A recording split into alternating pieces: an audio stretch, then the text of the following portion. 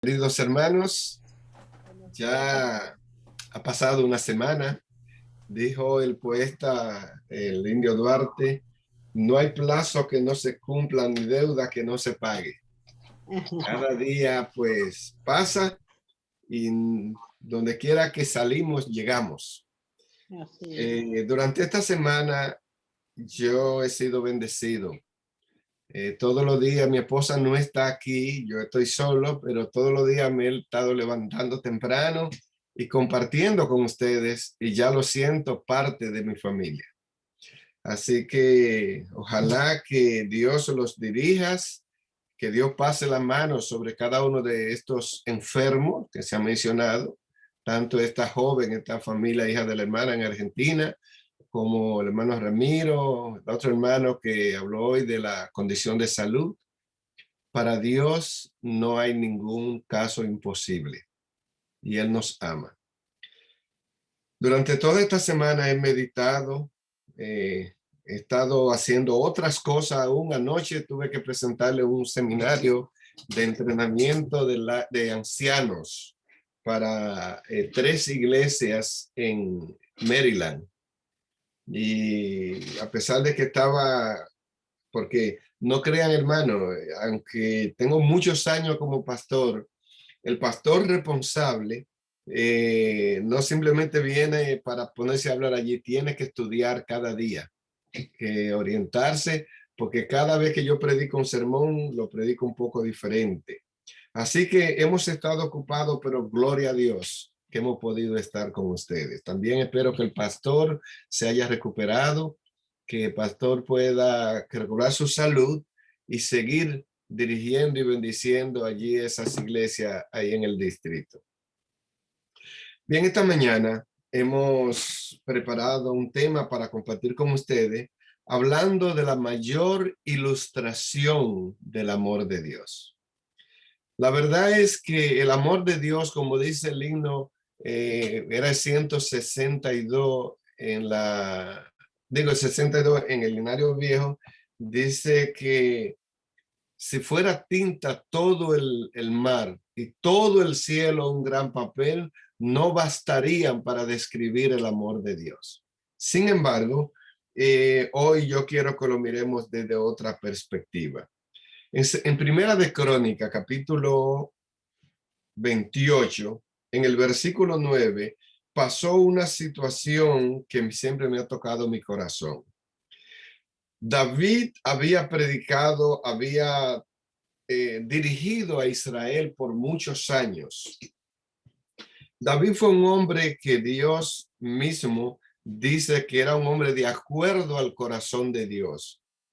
Pero ustedes saben que David tuvo un desliz y tratando de coger un día de vacaciones en su vida espiritual donde nunca se debe tomar vacaciones, cayó a una situación de pecado y eso lo destruyó. Pero Dios le había prometido que él escogería a su hijo Salomón para que edificara el templo. Y hermanos, cuando David vino para retirarse, para jubilarse y entregar el reino a Salomón, entonces allí predicó un último sermón. Cuando le habló y le dio todas las recomendaciones de vida a las personas, a los ancianos y personas que estaban allí, entonces se viró hacia la plataforma y le habló a su hijo. Y le dijo lo que dice ahí en el versículo 9 de capítulo 28 de Primera de Crónica. Primera de Crónica 28, 9. Le dijo, y tú, Salomón, hijo mío, reconoce al Dios de tu padre y sírvele con corazón perfecto y ánimo voluntario. Porque Jehová escudriña los corazones de todos y entiende todo intento de los pensamientos. Si tú lo buscares, lo hallarás. Mas si tú lo dejares, él te desechará para siempre. Hermano, Dios nunca desecha a sus hijos. pero respeta la voluntad porque hay un libre albedrío. Me gusta cuando Dios se refiere a David, porque aunque haya pecado 1000 veces, bienaventurado el varón que se arrepiente. Fíjese en Segunda de Crónica, capítulo 7, lo que él le dice, versículo 17. Le dice, habla a Salomón y le dice, si tú anduvieres delante de mí como anduvo tu padre David, e hiciere todas las cosas que yo te he mandado, y guardares mis estatutos y mis decretos, mi derecho, yo confirmaré el trono de tu reino como pacté con David, tu padre, diciéndole, no te faltará varón que gobierne Israel. Gloria al nombre de Dios. Pero eso quise decirlo como un resumen de la semana.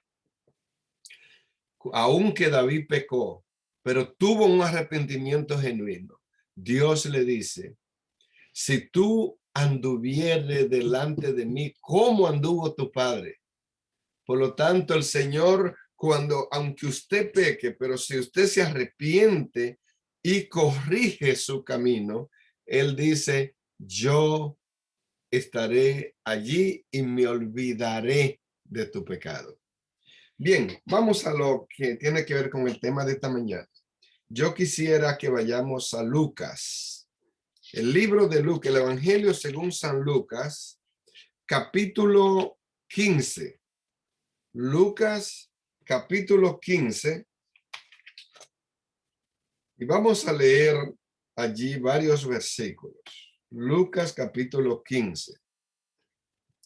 Empezando con el versículo 3. Lucas, capítulo 15, versículo 3 en adelante. Entonces les refirió esta parábola diciendo, ¿qué hombre de vosotros teniendo 100 ovejas, si pierde una de ellas, no deja las 99 en el desierto y va tras la que se le perdió hasta encontrarla? Y cuando la encuentra, la pone sobre sus hombros gozoso. Y al llegar a casa, reúne a sus amigos y vecinos diciendo, gozaos conmigo, porque he encontrado mi oveja que se había perdido. Dice el versículo 7. Os digo que así también habrá más gozo en el cielo por un pecador que se arrepiente que por 99 justos que no necesitan arrepentimiento.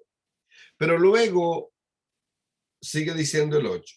¿O qué mujer que tiene 10 dracmas, si pierde una dracma, no enciende la lámpara y barre la casa y busca con diligencia hasta encontrarla? Y cuando la encuentra, reúne a sus amigas y vecinas diciendo, gozaos conmigo porque he encontrado la dracma que se había perdido. Versículo 10 dice otra vez, así os digo que hay gozo delante de los ángeles de Dios por un pecador que se arrepiente. También le dijo, un hombre tenía 2 hijos y el menor de ellos dijo a su padre, Padre, dame la parte de la herencia que me corresponde, y partió y les repartió sus bienes. No muchos días después, juntándolo todo, el hijo menor se fue lejos a una provincia apartada y allí desperdició sus bienes viviendo perdidamente. Y cuando todo lo hubo malgastado, vino una gran hambre en aquella provincia y comenzó a faltarle. Y fue y se arrimó a una de las ciudades, de los ciudadanos de aquella tierra, el cual le envió a su hacienda para apacentar cerdo. y deseaba llenar su vientre de las algarrobas que comían los cerdos, pero nadie se la daba. Y volviendo en sí dijo: ¿cuántos jornaleros en casa de mi padre tienen abundancia de pan, y yo aquí perezco de hambre? Me levantaré e iré a mi padre y le diré: Padre, he pecado contra el cielo y contra ti, ya no soy digno de ser llamado tu hijo. Hazme como a uno de tus jornaleros. Y levantándose vino a su padre. Y cuando aún estaba lejos, lo vio su padre y fue movido a misericordia y corrió y se echó sobre su cuello y le besó. Y el hijo le dijo: Padre, he pecado contra el cielo y contra ti, ya no soy digno de ser llamado tu hijo. Pero el padre dijo a sus siervos: sacad el mejor vestido y vestidle, y poned anillo en su mano y calzado en su pie, y traed el becerro más gordo, matadlo y comencemos y hagamos fiesta, porque este mi hijo muerto era y ha resucitado, se había perdido y ha aparecido. Y comenzaron a regocijarse. Hermanos queridos, ha pasado una semana y hemos estado hablando toda la noche, todos los días. Y permítame decirle que de la forma en que nosotros reconozcamos nuestra situación y de la actitud que asumamos, dependerá nuestra salvación. Hoy vamos a analizar 3 condiciones paralelas que nos ayudarán a meditar respecto a nuestro amor y al amor de Dios. El caso, por ejemplo, de la oveja perdida. Jesús había estado hablando. Siempre que Jesús hablaba, usaba la técnica de la educación y de la psicología, que dicen que partimos de lo conocido hacia lo desconocido. Jesús normalmente hablaba y miraba la audiencia que tenía a su frente y trataba de hablar en el ambiente de la persona que estaban delante de ellos. Así que en esta ocasión Jesús llega y empieza a mirar que la mayoría de los hombres que estaban allí eran pastores de ovejas. Por lo tanto, quiso entrar a su ambiente y hablarle de cosas que ellos conocieran para captar su atención y poder entonces, cuando ya captara su atención, allí dar el mensaje que debía dar.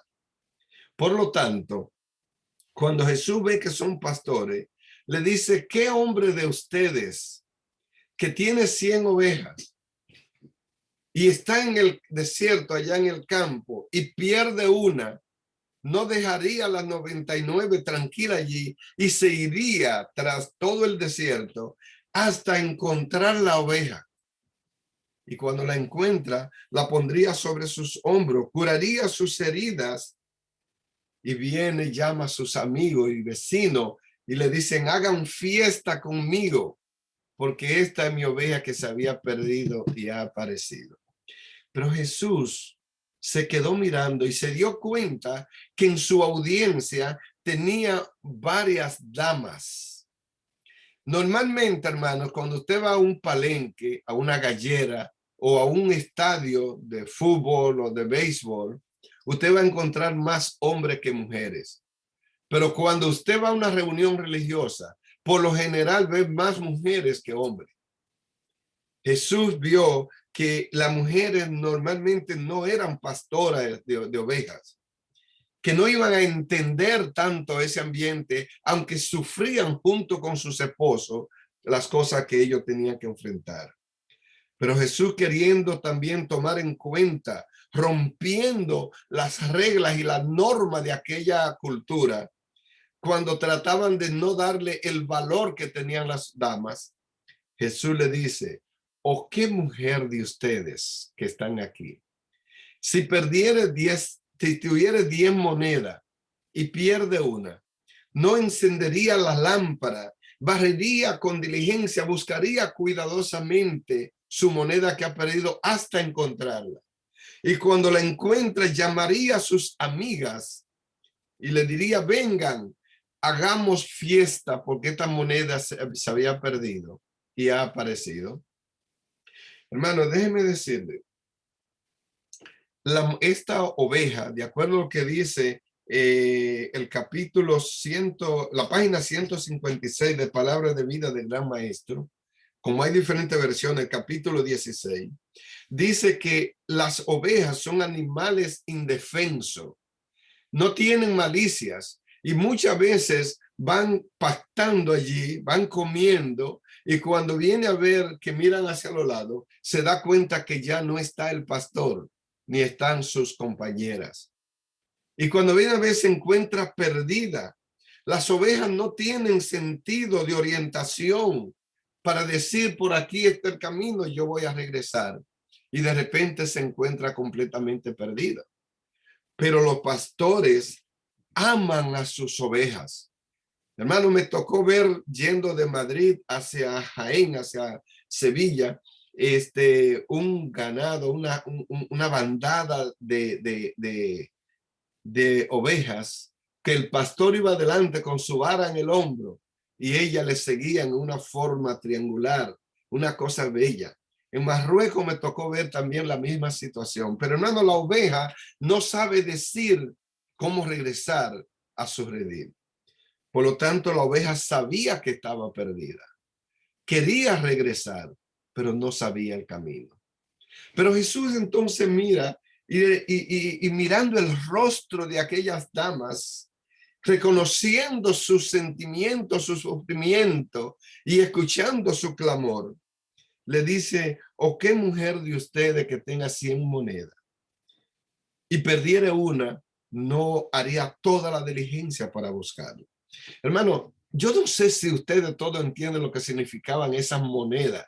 No estamos hablando de $10 o de 10 monedas de 50 centavos no. Estamos hablando de una moneda que se daba como medalla, como premio por cada acontecimiento importante que había en la vida de una mujer. Cuando nacía una mujer, muchas familias judías se sentían abochornados porque ellos querían que fueran hombres, esperando que de eso viniera el Mesías. Pero hermanos, la mujer fue creada con una atención especial de parte de Dios. Qué triste que en una época de la historia y aún hoy en Pakistán, Afganistán y esos países tratan a la mujer como si tuviera menos valor. Pero hermanos, cuando nacía una niña se le daba una moneda que simbolizaba el valor de esa muchacha, de esa niña. Cuando era presentada en el templo a los 10 días, se le daba una moneda como símbolo de esa presentación al Señor. Cuando cumplía 15 años, se le daba una moneda como símbolo de que pasaba de la niñez a la edad adulta. Cuando se casaba, se le daba una moneda que simbolizaba el valor del matrimonio. Oiga, hermano, qué mentalidad, qué cultura. De modo que si esa dama perdía esa moneda, el esposo tenía derecho a darle carta de divorcio y perdía todo lo que tenía.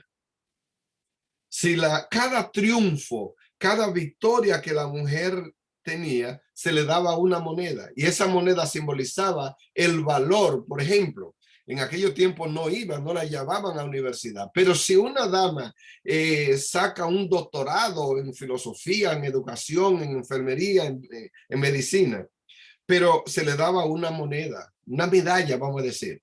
Pero si ella perdía esa medalla, perdía su título. Ese era el significado.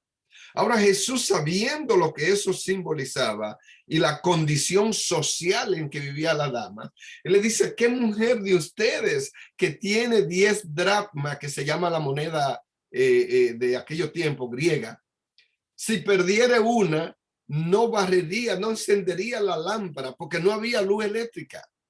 Y barrería con diligencia todo, despolvaría y buscara esa moneda. Y cuando la encuentra, no dice llamaría a los hombres, porque no era bien vista una mujer que anduviera reuniéndose con hombres en la calle. Pero dice llamaría a sus amigas, porque hermano, las damas que me están escuchando saben que toda ser humano necesita tener alguien con quien compartir sus necesidades, sus inquietudes, sus dolores. Dice, y le diría: hagamos fiesta conmigo, gozao, porque esta moneda se había perdido y ha aparecido y me salvó la vida. Pero entonces Jesús cambia de tono, mira hacia los lados y se da cuenta que si no todos son pastores o si no todas son esposas, todos son padres y madres los que están allí. Y Jesús entonces, cambiando de tono, dice: había un hombre que tenía 2 hijos y el menor de ellos se le acercó y le dijo: padre, dame la parte de la herencia que me corresponde. Hermano, permítame decirle, ya hemos leído la parábola, que que este muchacho hizo algo en esta historia, algo que no correspondía. Él decía que se sentía cansado, esclavizado, teniendo que decirle al padre: mira, yo voy a ir aquí o voy a ir allí, teniendo que regresar a cierta hora que ya habían acordado con el papá y la mamá. Porque el papá y la mamá se angustiaban ver lo que él estaba en la calle sin saber lo que le podía pasar a su hijo. Hermanos, los padres, cuando tenemos hijos, dejamos de vivir para nosotros para vivir por los hijos. Y como padre, uno no puede reconciliar bien el sueño sabiendo que su hijo adolescente está en la calle. A mí me ha tocado vivirlo, porque crié 3 hijos, 2 varones, y muchas veces uno de padre, aunque sepa que son muchachos buenos, pero saben a los peligros que se ponen en la calle. Me gustó leer la historia de Job, que dice que cuando sus hijos adolescentes se reunían, hacían algún tipo de fiesta con sus amigos, él se quedaba orando en su cuarto para que sus hijos no fueran a ofender a Dios en la forma que iban a hacer su fiesta. Pero hermanos queridos, este muchacho que sentía que el hecho de que existieran disciplina y normas en el hogar era una esclavitud, porque no entendía lo que es una esclavitud.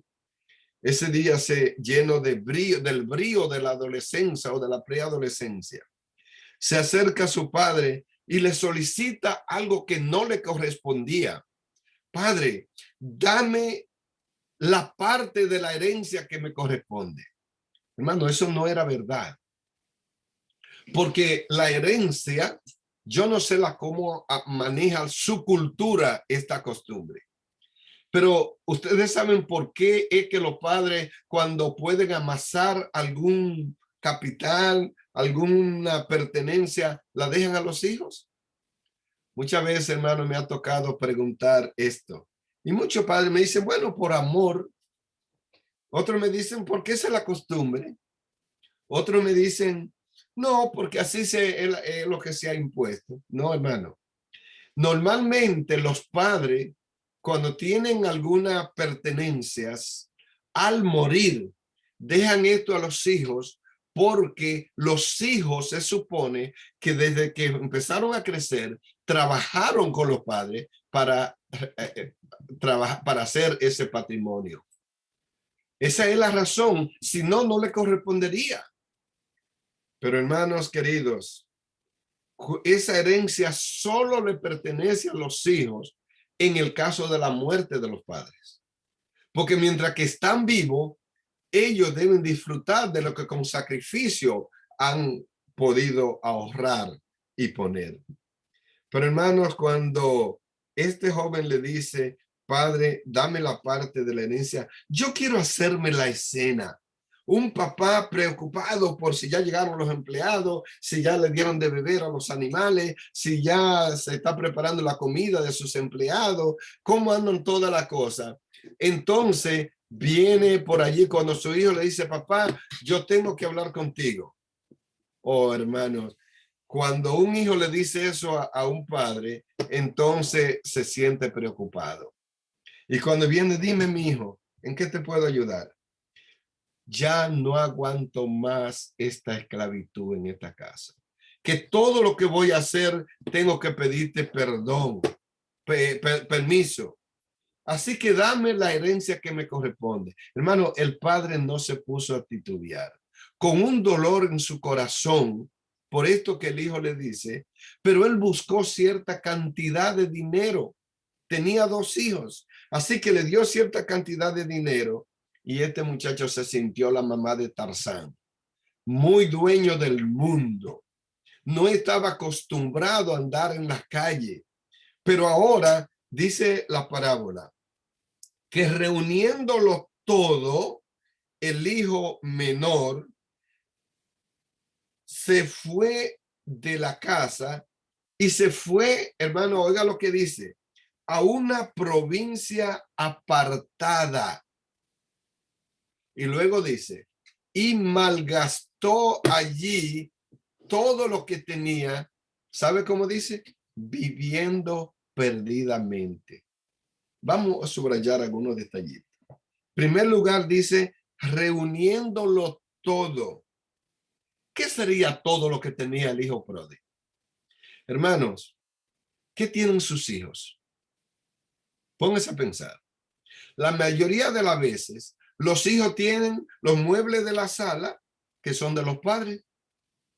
Tienen una cama en su cuarto, que lo compró papá y mamá. Tienen cocina, una nevera, refrigeradora, hielera, como usted le llama, porque son de papá y mamá. Lo que tiene son las cosas de sus padres. Pero reuniéndolo todo, me dice a mí que no tenía muchas cosas porque todo lo echó en una mochila para irse. Pero hermanos, en su casa lo tiene todo, pero cuando sale a la calle no tiene nada. Esa es la condición tuya y mía. Jesús le dijo, permaneced en mí y yo en vosotros, porque separado de mí, nada podéis hacer. Pero Pablo dijo en una ocasión, todo lo puedo en Cristo que me fortalece. Pues este joven lo dejó todo. Y yo me imagino cuando él salió a la calle y ahora alcanza a ver a Andrea y a Jacinto que vienen allá y le levanta la mano y le dice, ¡ay, miren! Ya soy libre, ya no tengo que pedir permiso, tengo dinero. Y hermano, oigan lo que le voy a decir. Mientras usted tiene dinero y la puede pagar, tiene muchos amigos en la calle. Solo que el día que empieza a faltarle, esos amigos no aparecen. Y este joven se quedó allí cuando estos muchachos dicen, pero ¿y ese no es Juan? Juan nunca anda en la calle. ¿Y qué pasará? No, vengan. Y cuando llega dice, miren, me liberé de mi padre. Ahora salí y ya le pedí mi herencia. Ahora tengo dinero. Y entonces se fueron allí a un lugar a comer algo. Pero él, no, tranquilo, yo pago. Y empezó a pagarla. Y mientras pueden pagarla, son lo más lindo, la mejor estrella. Pero dice también el relato que se fue a una provincia apartada. Porque, hermanos queridos, el pecado nos convierte en seres solitarios. Y dice, empezó allí a gastar todo, y no a gastar, a malgastar todo lo que tenía viviendo perdidamente. ¿Por qué a malgastar? Porque Dios nos da las cosas. Nosotros no necesitamos dinero, pero necesitamos cosas para vivir. Y con el dinero conseguimos esas cosas. Pero él no usó eso para vivir una vida saludable, ni para poner un patrimonio que lo ayudara a terminar la universidad o a tener una buena salud o futuro. No pensó cuando él se casara con qué iba a mantener su hogar, su esposa, sus hijos. Él empezó a malgastarlo, pero un día ya empezó a buscar, le llegó una invitación que le decía, mira, te invito a mi cumpleaños, porque a todo lo invitaban, como a ti te invitan a todo cuando tú puedes pagar.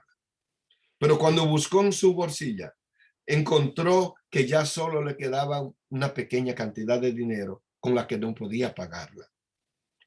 Y hermano, sucedió lo que nos sucede a todos. Cuando ya no tenía dinero, sintió vergüenza de ir para no estar abochornado en la reunión. Y a mí me da tristeza cuando dice la Biblia, y empezó a faltarle. Porque hermano, cuando tú te separas de Dios, entonces te das cuenta que la vida tiene cara dura y que es difícil, porque en tu hogar tú lo tienes todo y no te das cuenta con qué se paga, pero fuera va a empezar a sentir frío en tu alma y va a empezar a faltarte. Y entonces allí tuvo que hacer lo que hace todo ser humano. Ahora que dejé mi hogar, mi familia ya en mi país y que llego a un país donde no conozco el idioma, donde tengo que esconderme de la policía o de inmigración, donde ya no puedo ir a casa de mi mamá para que me dé comida o de casa de mi amigo. Ahora tengo que hacer algo. Y dice que se fue buscando por toda la ciudad, solicitando a ver dónde conseguía un trabajo. Pero cuando llegaba allí que tocaba el timbre, yes, may I help you? Quizás no entendía lo que le decían. Pero cuando le dice, sí, ando buscando trabajo. Ok, trae tu resumen. Bueno, ¿qué es un resumen? Decía él. Nunca había tenido que buscar o solicitar trabajo. Ok, lo que quiero decirte en qué tiene experiencia. Cuando él revisa su mente, en lo único que tenía experiencia era en gastar lo de su padre, porque nunca había trabajado. Pero entonces este señor finalmente se compadeció viendo que tenía necesidad y le dice, bueno, yo tengo un corral de cerdo allá atrás y necesito a alguien que me le lave allí, me le eche agua, me lo limpie, me le eche comida. Oh, hermanos queridos, hablar de cerdo para un judío es un trabajo inmundo, pero el hambre tiene cara fea y él tuvo que aceptar el trabajo. Y allí, hermanos, al lado de los cerdos, con el mal olor de las orinas y de las materias fecales de los cerdos y de la comida putrefacta que se le echaba, empezó a gastar su ropa, la única que traía. Empezó a salirle la subalba y el pelo a crecerle y no tenía hora para ir al barbero de su papá para que lo recortara. Y allí empezó a sentir el peso fuerte del pecado. Pero a mí me gusta cuando dice en el versículo 17, y volviendo en sí, el hijo pródigo dijo, ¿cuántos jornaleros en la casa de mi padre tienen abundancia de pan? Y yo aquí perezco del hambre. Mi hermano querido, entonces cuando volvió en sí, se dio cuenta que su papá no era tan dictador como lo había sido, como él creía hasta entonces. Y allí, hermanos, empezó a acordarse que él vivía como un príncipe, pero que aún los jornaleros en casa de su padre tenían abundancia de pan. Pero hermano, yo quiero que vayamos sobre el término volviendo en sí. ¿Saben lo que significa volver en sí? Significa razonar, entender las cosas, racionalizar. Y cuando él pensó en sí en lo que era su padre, entonces pensó, mi padre es un hombre amoroso, protector, cuidadoso, pero era tarde. porque ya había abandonado a su padre. Y ahora no puedo clamar a él. Hermanos, he visto muchos jóvenes a través de mi ministerio que dicen, ya no tengo la posibilidad de volver a la iglesia, de volver a mis padres, porque ya lo he abandonado y le he abochornado, lo he maltratado. Pero hermano, el corazón de un padre siempre está abierto, esperando el regreso de sus hijos. Y allí entonces dice que el hambre, la suciedad, el mal olor y la situación de salud que estaba, mató su orgullo y ya se olvidó del pelo crecido, greñudo, de su barba, de todas las condiciones que tenía, y se levantó, y gloria a Dios porque le tomó esa decisión. Posiblemente estoy hablando para alguien que siente que ha abandonado a su hogar, a su padre, quizás su esposa, sus hijos, y se siente hoy también abandonado, pero no tiene el valor de levantarse porque no ha podido pisotear su orgullo que le queda. Pero este joven se levantó y empezó a escribir un discurso largo para tratar de ver si podía convencer a su padre para que le permitiera por lo menos vivir junto con los empleados, porque ahí era mucho mejor que donde él estaba viviendo. Y hermanos, preparó aquello, yo me imagino que un libro grande, una carpeta llena de papeles para tratar de ver si movía misericordia a su papá. Pero el papá todos los días salía y miraba por aquella calle por donde perdió la imagen de su hijo. Y me acuerdo, hermano, 2006, cuando mi hija salió para irse a Loma Linda a estudiar su maestría. No, ya había terminado su maestría, pero para trabajar. Ya mi hija era una profesional.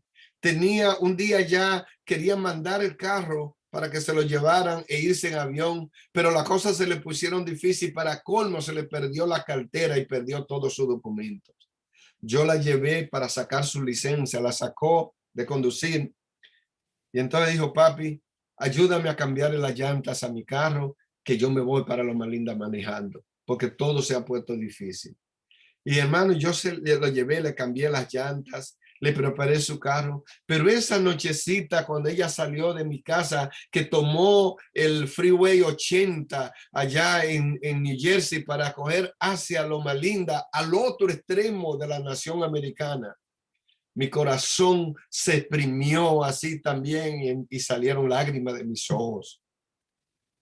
Pero hermanos, aquel padre todos los días salía y miraba a ver por donde se perdió la imagen de su hijo, a ver si veía algún retorno, porque todos los días le esperaba. Y hermano que me escucha, el cielo está todo el tiempo esperándote, porque aunque haya pecado 1000 veces, bienaventurado el varón que se arrepiente.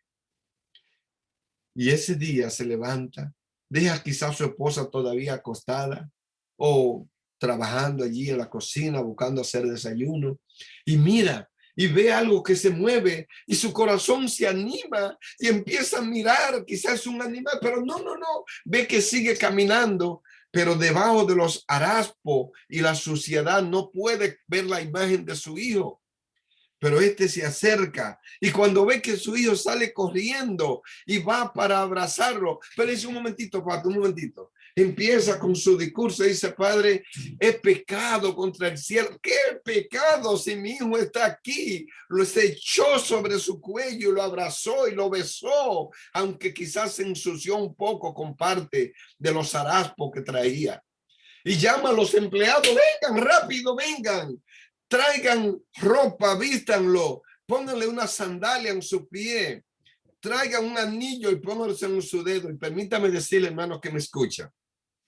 Muchos cogen esto para justificar usar prendas, joyas, pero un anillo no eran prendas, un anillo era una tarjeta de crédito, porque con el anillo era con que se sellaba para usted hacer un contrato, un compromiso. Y es lo que dice, tráiganle, denle una copia de la tarjeta de crédito, la tarjeta del banco, para que él vuelva y se instale como príncipe en esta casa. No lo dejó decir su discurso.